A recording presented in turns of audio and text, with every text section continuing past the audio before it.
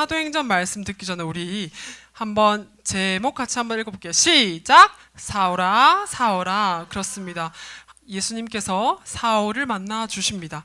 예수님을 만난 사람은 어떻게 삶이 변화되고 어떻게 예수님께서 이끄시는지 오늘 말씀 통해서 한번 보도록 하겠습니다. 자, 전도사님 말씀 들어가기 전에 질문 하나 있는데, 사도행전은 누가 썼을까요?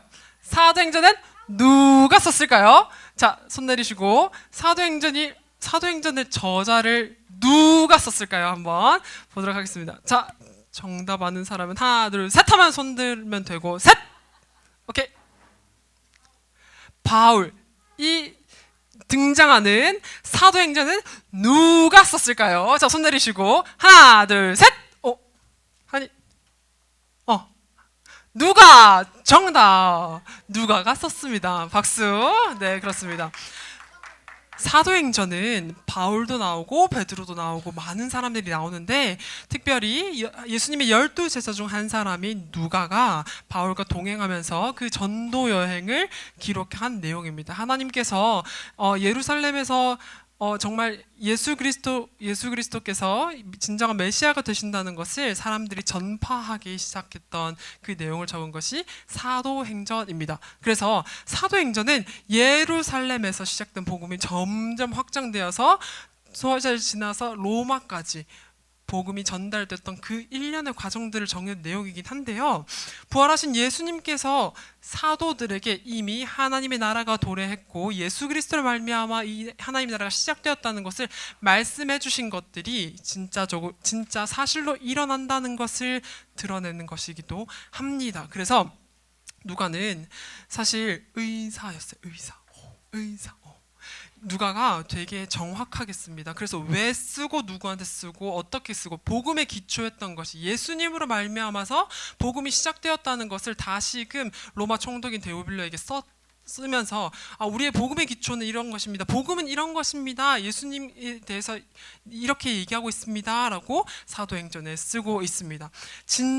그런데 진정으로 우리가 사람들이 많이 나오고 예수님에 대해서 전하고 있지만 정말 그 사도행전의 주인공 바울 같지만 주인공은 하나님이십니다. 하나님께서 계획하셨던 일들이 어떻게 일어나는지 사람을 통해서 드러나는 것이 사도행전입니다. 그래서 예수님을 만난 사람들, 어떻게 예수님을 전하게 되고 예수님께서는 약속하신 성령을 보내시고 그 성령 받은 사람들 교회가 세워짐으로 예수님을 전하게 되는 그런 내용인데요.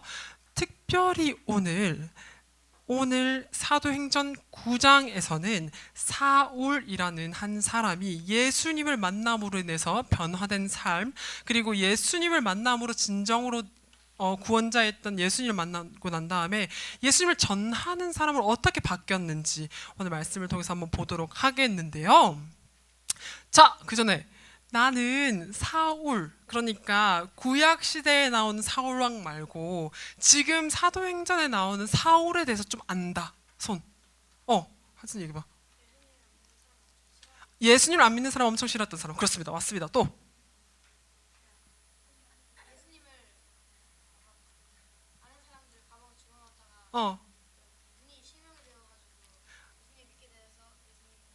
그렇죠. 예수님을 안 믿는 사람들 감옥에 집어넣고 눈을 실명했다가 다시 예수님을 만나서 회복된 사람 맞습니다. 또. 골리앗을 물리친 다윗을 체포하려고 화가 나서 체포하려고 했던 사람. 그렇죠. 그 사람은 똑같은 사울이지만 구약에 나오는데 지금 얘기하는 건 신약의 사울입니다. 잘했습니다. 그렇지. 예수님을 은삼십냥에 팔았던 사람은 또 다른 사람이긴 하지만 또 비슷하기도 하면서, 자, 또 사울, 난 사울에 대해서 한다. 저기 어.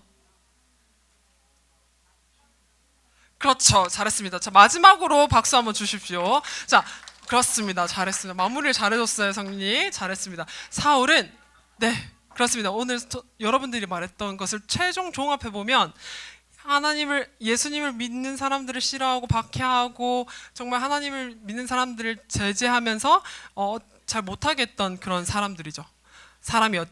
자, 근데 오늘 그 사울이 어떻게 예수님을 만나서 바뀌는지 한번 보도록 하겠습니다. 사울은 터키 지역에 있는 다소라는 곳에서 태어났어요. 유대인들은 그때 당시에 로마의 지배를 받고 있어서 태어나자마자 로마의 속국이 되어서 조금 생활이 안 좋게 했는데, 바울은 시민권을 가지고 태어났어요. 로마의 시민권을 가지고 있으면서 로마의 아주 명문가에서 공부도 하면서 태어나 보니까 나는 정말 엄마 아빠가 빵빵하고 공부도 열심히 하고 모든 것이 부족함이 없는, 심지어 공부도 너무 잘했던 사람이 바로 사울이었어요. 그런데 이 사울은 그러니까 공부도 잘했고 굉장히 명문 그 출신에서 공부를 했다 보니까 율법에 대해서 굉장히 잘 알고 있었습니다. 율법을 잘 알고 있는 바리새인이었습니다. 그런데 바울이 보기에 예수님께서 행하시는 그 모든 것들이 너무 눈에 거슬리기 시작했어요. 아니, 지금 내가 이때까지 이 정통적인 율법을 배우고 굉장히 깊이 공부했던 결과 사람들이 메시아라고 하는 저 예수는 내가 아는 그 율법 기준에 있어서 메시아가 아니다 라고 얘기한 거죠. 그러니까 신명기에는 이런 말씀이 있어요. 나무에 달린 자는 저주받은 자라는 그 율법을 기준했을 때 예수라고 하는 저 메시아는 지금 십자가에 달려서 죽기까지 했는데, 내가 하나님의 말씀, 하나님께서 우리 이스라엘 백성들에게 준 그 율법을 기준해왔을 때 우리가 기다렸던 메시아, 우리가 기다렸던 구원자는 저렇게 초라하게 율법에 적혀있듯이 저주에 걸린 사람이라고 얘기할 정도로 나무에 달려서 죽은 사람이 절대 아닐 것이다 라고 얘기했어요. 그리고 감히 너네가 누군데 하나님을 모욕하는가?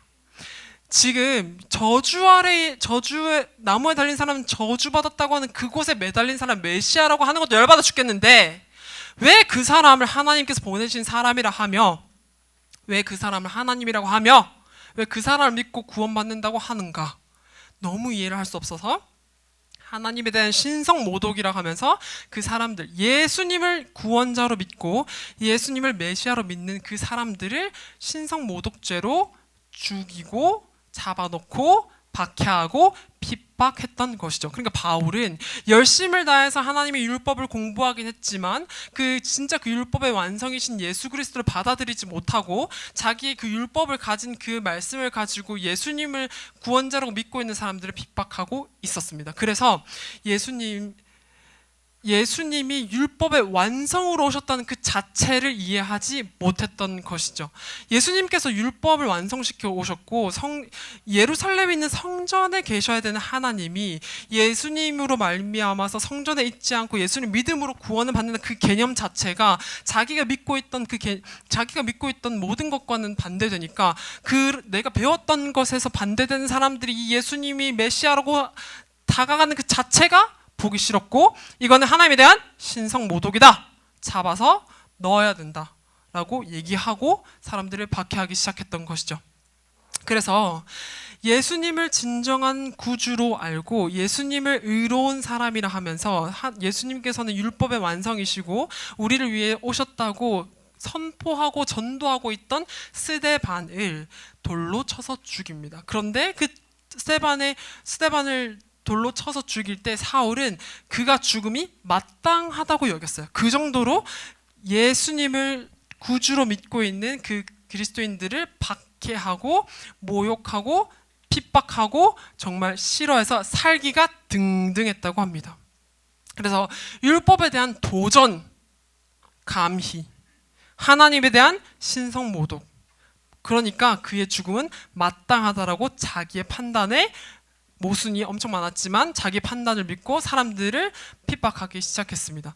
전도사님이 구글맵에 예루살렘에서 지금 다메섹, 그러니까 지금 시리아의 수도 다마스쿠스라는 곳이거든요. 지금 다메섹이. 거기를 거리를 한번 측정해봤어요. 그때는 비행기도 없고 택시도 없고 차도 없고 뭐도 없으니까 걸어서 가야겠죠. 그 걸어서 가는 거리가 281km라는 거예요. 그러니까 걸어서 65시간이 걸리는데, 그러니까 그냥 하루도 쉬지 않고 계속 걸어야 되고 끊임없이 쉬지 않고 걸었을 때 3일 이상이 되는데, 쉬면서 걸으면서 그 사람들하고 동행하면서 갈 때는 한 약 7일, 많게는 10일 정도 걸리는 굉장히 긴 거리였어요. 근데 그 긴 거리를 예루살렘에서 대제사장에게 이스라엘 사람들, 그러니까 이스라엘 사람들이, 예루살렘에서 그리스도를 믿는 사람들이 점점점 전도한답시고, 그리고 박해가 많아지니까 점점 퍼져서 다메섹까지 가 있는 걸 알고, 예루살렘에서 사람들을 핍박하는 것에서 그치지 않고 내가 지금 예루살렘을 벗어난 예수를 믿는 사람들을 잡기 위해서 다메섹으로 가는데, 다메섹으로 가서 잡아오기 위해서 내가 지금 대제사장에게 체포영장 공문을 받아서 지금 저 사람들을 잡으러 가겠다라고 하면서 지금 사울이 가는 길이었습니다. 사울은 예루살렘 안에서 있는 그 예수님을 믿는 사람들 뿐만 아니라 이 이스라엘 지역을 벗어나서 전도하고 예수님이 메시아라고 전파하는 모든 사람들이 꼴보기 싫었고, 그 사람들을 잡아오기 위해서 대제사장에게 공문을 받았었습니다. 그래서 그 공문을 가지고 이 사람들을 잡기 위해서 7일 동안 살기가 등등해서 걷고 있었습니다. 그때 예수님이 사울을 만나 주시는 것이죠. 우리 한번 말씀 같이 읽어보도록 할게요. 시작. 사울이 길을 가다가 다메섹에 가까이 이르더니 호련히 하늘로부터 빛이 둘러주는지라 땅에 엎드려져 들음에 소리가 있어 이르시되 사울아 사울아 내가 어찌하여 나를 박해하느냐 하시거늘 대답하되 주여 누구시니까 이르시되 나는 내가 박해하는 예수라. 아멘. 여러분, 길을 가다가 누군가 누구야 부르면 어떻게 반응하죠? 누구세요? 라고 반응하죠. 전도사님 불러볼래요? 네. 이렇게 반응하지 않죠? 지나가다가 누구세요? 하죠. 그런데 사울은 길 가다가 사울아 사울아 하는 소리를 듣고 땅에 엎드려져서 주여 누구시니까? 라고 물어봅니다. 그러니까 사울은 그 사울아 사울아 부르는 그 음성이 예사롭지 않다는 것을 바로 알았을 거예요. 왜냐하면 굉장히 학문이 뛰어나고 그동안에 사람들을 잡으려고 다니면서 권력도 있는 사람이었습니다. 그런데 누군가가 다 자기 이름 부르었을 때 엎드려져서 주여 누구십니까? 할 정도로 목소리가 정말로 권위 있는 목소리였으면 알 수 있는 거죠. 그런데 여기서 그치지 않고 주여 누구십니까? 라고 물어봤을 때 예수님께서 사울에게 직접 말씀하세요. 나는 내가 박해하는 예수라 라고 얘기합니다. 아니, 사울은 율법에 능통한 바리새인이었고 유대인이었어요. 하나님께서 우리에게 주신 말씀을 잘 지키고 있으면 우리에게 주실 구원자가 있다는 것을 잘 알고 있었지만, 그 사람이 예수라는 것을 믿지 않아서 예수가 구원자라고 믿고 다니는 그 사람들을 박해하러 가는 과정이었는데, 진짜 예수님이 하나님의 아들임을 알게 되었던 것이죠. 사울아 사울아 하고 불렀는데 사울은 그때 엎드려져서 하나님을 찾고 만나고 난 다음에 앞을 못 보게 됩니다. 예수님께서 직접 사울에게 오셔서 만나 주신 것이죠.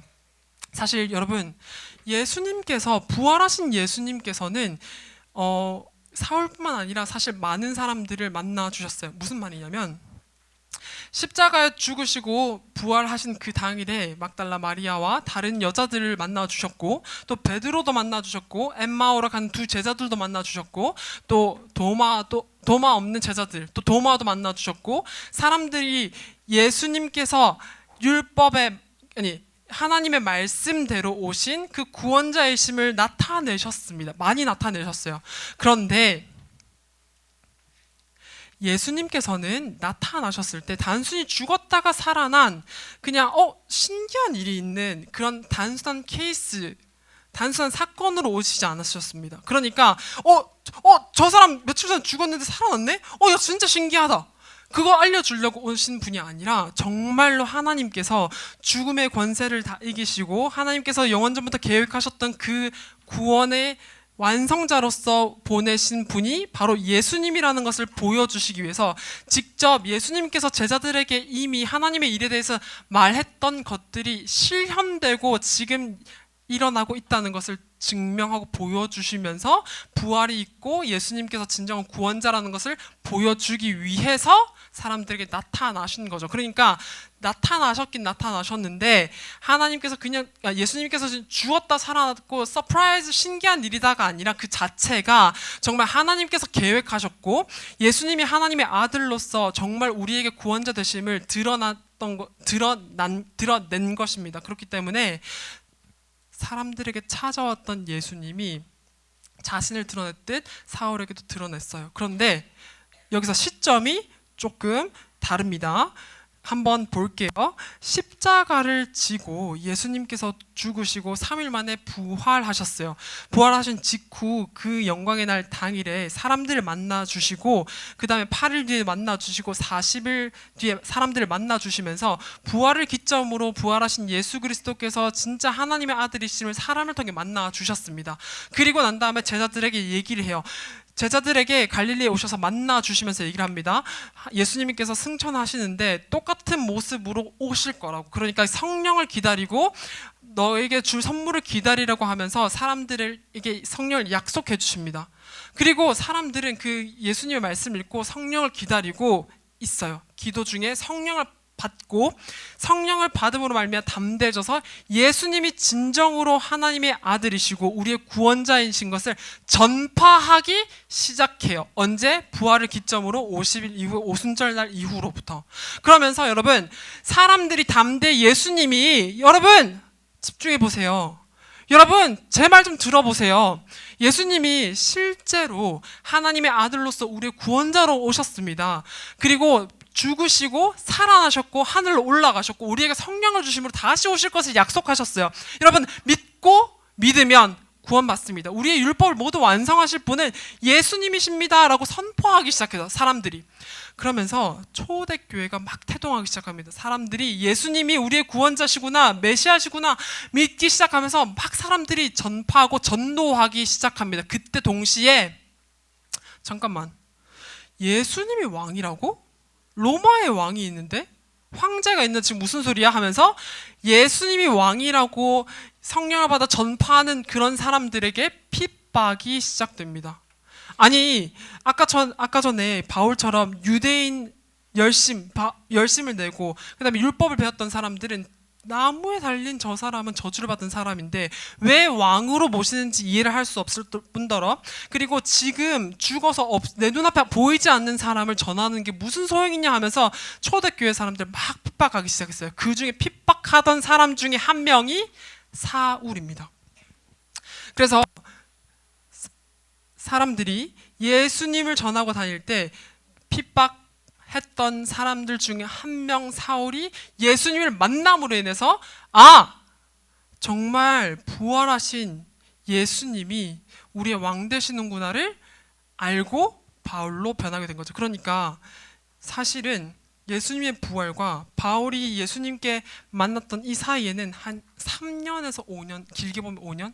그 텀이 있어요, 여러분. 그러니까 예수님께서 진짜 메시아임을 부활로 보여주시고 난 다음에 사람들에게, 제자들에게, 그리고 성령을 받아서 온 사람한테 전파하고 있던 그 와중에 박해하던 사람 중에 한 사람을 만나주셨던 그 예수님. 그러니까 그 사이에 얼마나 많은 일이 있었겠어요. 그런데 사울은 그 예수님을 만나고 난 다음에 눈의 시력을 잃습니다. 하나님께서 하시고자 하는 일에는 정말 신비한 일이 많은데 그 중에 하나도 예수님께서 만나주시고 난 다음에 사울이 완전히 다른 사람으로 변화된 과정을 우리가 볼 수 있어요. 오늘 말씀에. 오늘 그 말씀을 한번 보는데 어떻게 회복됐는지를 지금 말씀을 통해서 한번 보도록 하겠습니다. 17절 같이 읽습니다. 시작! 아나니아가 떠나 그 집에 들어가서 그에게 안수하여 이르되 형제 사울아 주 곧 내가 오는 길에서 나타나셨던 예수께서 나를 보내어 너로 눈으로 다시 보게 하시고 성령으로 충만하게 하신다 하니 즉시 사울의 눈에서 비늘 같은 것이 벗어 다시 보게 된지라. 일어나 세례를 받고 음식을 먹음에 강건하여 지니라. 즉시로 각 회당에서 예수가 하나님의 아들이심을 전파하니. 아멘.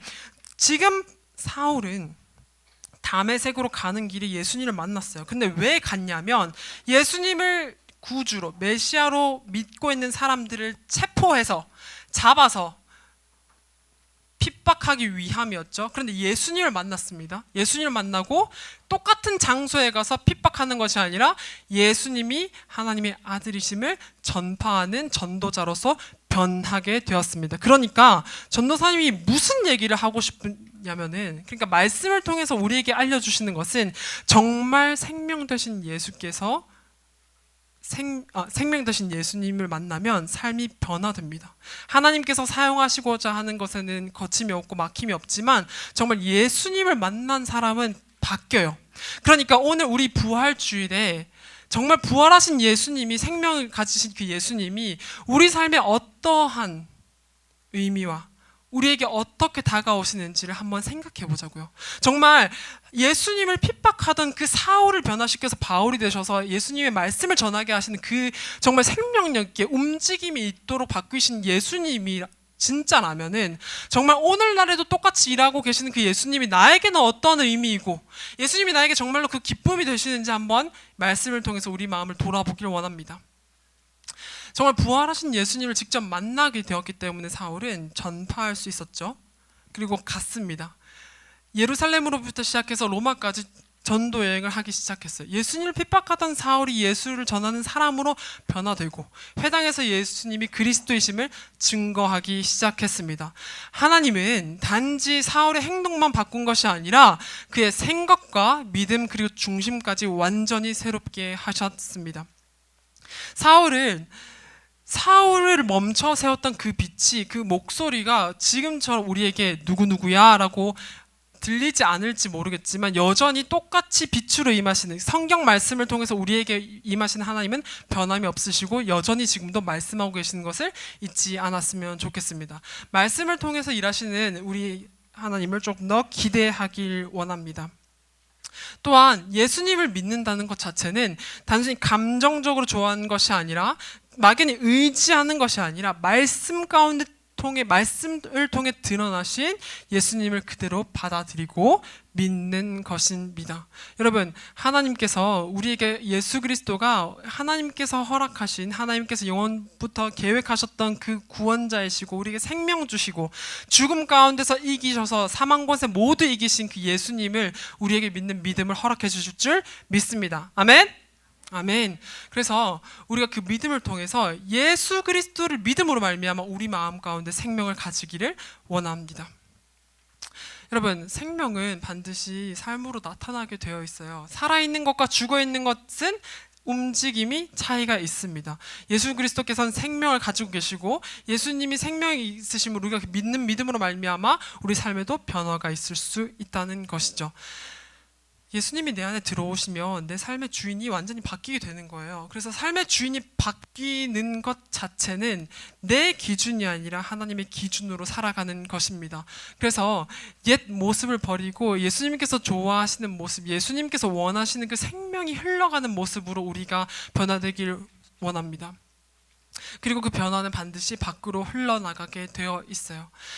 사실 예수님이 우리에게 삶의 주인이 되시고 생명이 우리 안에 들어왔다면 우리는 멈춰설 수 없고 흘러보내야만 합니다. 그래서 우리가 있는 그 자리, 가정, 학원, 그다음에 있는 모든 자리에서 예수 그리스도의 그 생명을 나타내는 우리 모두가 되었으면 좋겠습니다. 여러분, 사울이 변하여 바울이 되었던 그 생명력은 예수 그리스도에게만 있어요. 부활하신 예수님께서 주시는 생명력입니다. 똑같이 일하시고 계시고 우리가 믿음으로 말미암아 그 믿음으로 말미암아 예수님을 믿게 되었을 때 얻는 그 생명력은 과거에도 지금도 여전히 하나님께서 일하고 계시는 줄 믿습니다. 아멘. 아멘. 그래서 우리가 먼저 복음을 기뻐하면 좋겠어요. 우리가 예수님께서 우리의 부활하신 예수님이 우리에게 어떤 의미가 되는지 오늘 한번 묵상해보고 같이 나누는 시간을 가지면 좋겠습니다. 예수님이 그냥 살아나셨대, 나 그냥 자유연스럽게 아니까 그냥 끝, 이게 아니라 정말로 나는 죽을 수밖에 없는 죄인이긴 한데 정말 예수님을 믿음으로 내게 사망과 모두 이기신 그 예수님이 나에게 기쁨이 되는구나를 누리며 고백하며 우리 모두 나누는 소년부 이 시간 되기를 원합니다. 예수님께서 살아나셨다는 것이 내 삶의 기쁨이 되고 그 기쁨으로 이 세상을 살아갈 때에 복음을 흘려보내고 생명을 흘려보내는 우리 소년부 되길 같이 기도하겠습니다. 두 손 모으고 기도하고 예배를 마치도록 하겠습니다.